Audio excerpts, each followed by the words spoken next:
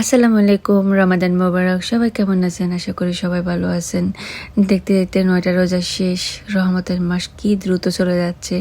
আলহামদুলিল্লাহ 9টা রোজা তো শেষ করলাম। ওয়েদারটা খুবই সুন্দর। এটা সকালবেলা মানে আমার মতো যেসব আপুদের বাচ্চা কাচ্চা স্কুলে যায় তাদের অবস্থা মনে হয় আমার মতো এই অবস্থা আর কি। আজকে আপনাদের সাথে শেয়ার করতেছি। বিশ্বাস করেন, তার মধ্যে যদি ছোটো বাচ্চা থাকে তাহলে তো আর কোনো কথাই নেই, না রাতে ঘুমাতে পারি, সেই টাইমে উঠতে হয়। আবার সেই খেয়ে একটু ঘুমালে আবার দেখা যায় অ্যালার্ম বাজতে থাকে বাচ্চাকে স্কুলে দিতে। এটা সকালবেলা 7টার সময় উঠলাম, বাচ্চার জন্য কফি বানাচ্ছি, স্কুলে দেবো। বাবাটাকে স্কুল তো খোলা হয়ে গেছে। কেন জানি বাংলাদেশের মতো আমেরিকাতে স্কুলটা বন্ধ দেয় না রমজানে। কি যে একটা অবস্থা, মাথায় শুধু চোখে মাথায় শুধু ঘুম আর ঘুরাচ্ছে, কি যে একটা অবস্থা। তার মধ্যে আজকে আমার মিশন, আমি রান্না করতে হবে, ইফতারি বানাতে হবে। ও মাই গড, আমি আর ইফতারির সব কিছু মাখামাখি আজকে শেষ হয়ে গেছে। সব কিছু মিলে আজকে আমার একটা যুদ্ধ, আর সেই যুদ্ধে অল্প একটু আপনাদের সাথে শেয়ার করতে চলে আসলাম। এই যে স্কুলের জন্য ব্রেকফাস্ট খাওয়ালাম এবং কি স্কুলের জন্য লাঞ্চ রেডি করে দিলাম ব্যাগে। তারপর তাদের বাপ ছেলে দুজনকে বাসা থেকে বিদায় দিয়ে আমি কি করলাম, গোলা তো ঘুমিয়ে আছে, তার মধ্যে তাদের 2টা বেড ক্লিন করে নিলাম, পর্দাগুলো সরাই দিলাম ঘরের মধ্যে যেন একটু রোদ ঢুকে। তার মধ্যে ওয়েদারটা বোঝা যাচ্ছে যে আজকে ভালো যায় না, নিচে গেলে বোঝা যাবে। বাইরে তেমনি স্নো, তবে এবারে স্নোগুলো তাড়াতাড়ি গলে যাচ্ছে।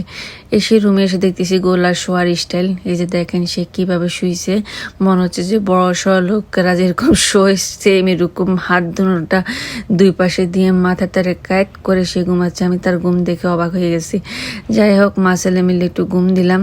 কোনখান দিয়ে যে 12টা বেজে গেল বুঝতে পারিনি। আর আপনাদের সাথে এটা শেয়ার করতেছি, আমি ক্যামেরাটা অন করে রাখছিলাম এসির উপরে।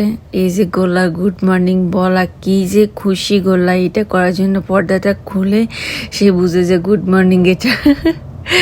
যাই হোক, গোলাকে চেয়ারের মধ্যে বসিয়ে আমি আমার রুমটাও ক্লিন করে নিলাম, কারণ আজকে আমার যুদ্ধ।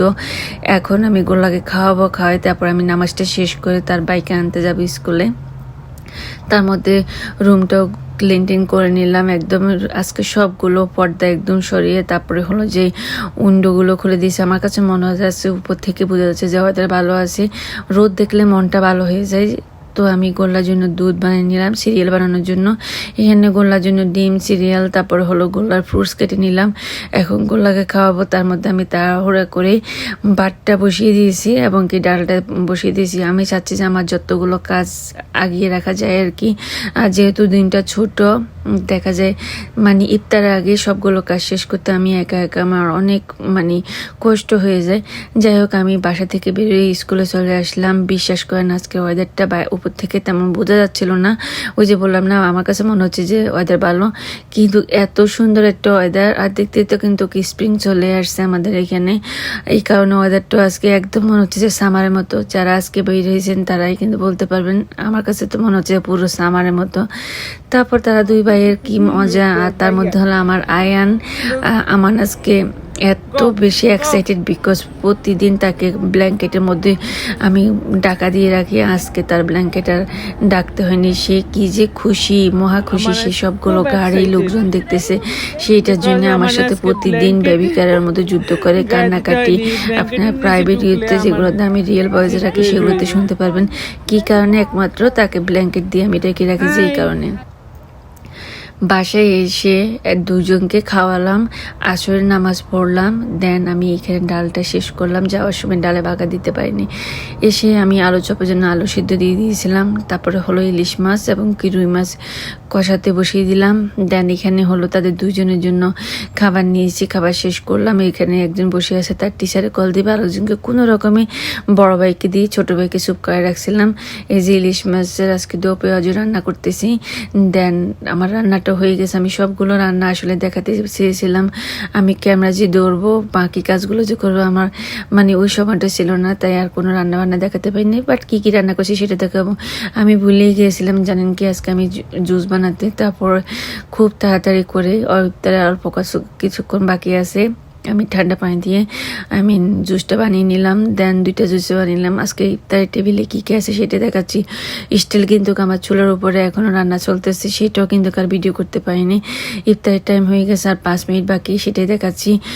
ওই দিন আসার সময় তো আপনাদের ভাইয়া অনেকগুলো বাকলাভা এটা সেটা কত কিছু কোনাপা নিয়ে আসছে, এগুলো তো খেয়ে শেষ করতে হবে।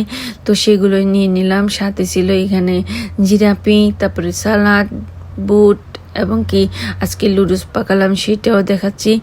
দেন এখানে সমোসা, পেঁয়াজু, আলুর চপ, পাকোড়া, বেগুনি চপ, তারপরে হলো যেই খিচুড়ি, আমি সেটাও নিব। টেবিলের উপরে জায়গা নেই, যদি আমার এই টেবিলটা দেখতে ছোট, বেশ বড়ই, বাট এটাকে আরও বেশি বড় করা যায়, আমি এটাকে ফোল্ড করে রাখছি। দেন এই যে এখানে খিচুড়ি আছে এবং কি গরুর মাংস সাথে আছে। আমি এখানে অন্য জিনিসগুলো একটু সাইডে নিয়ে আপনাদেরকে দেখাচ্ছি। গরুর মাংস, খিচুড়িটাও কিন্তু গরুর মাংস দিয়ে করা ছিল। এতগুলো জিনিস আমি একা একাই করছি। সাথে তো আছে জানেন, আমি সালাদ কেটেও ভুলে গেছিলাম, মানে শেষ হলে সব কিছু একসাথে শেষ হয়ে যায়। কি যে তাড়াতাড়ি আপনাদের বাইরে আসার আগে আমি সালাদ কাটছি। তারপরে হলো যে এই যে দেখেন, কেউ বলবে আমি যে এত কাজ করছি। কিচেনটাকে ক্লিন করে একটা সুন্দর একটা স্মেল নিচ্ছিলাম, ক্যান্ডেলটা জ্বালিয়ে দিলাম। দেন ইফতার শেষ, মাগরিবের নামাজ পড়া শেষ, চাটার ভিডিও করতে পারিনি, চা খেলাম। খেয়ে এখন একটা পান খাবো। পানের মধ্যে পান পরাগ দিলাম, চুন লাগালাম, সুপারি দিলাম, দিয়ে সে জমের মজা করে একটা পান খাবো। পানগুলো খুবই পাতলা ছিল।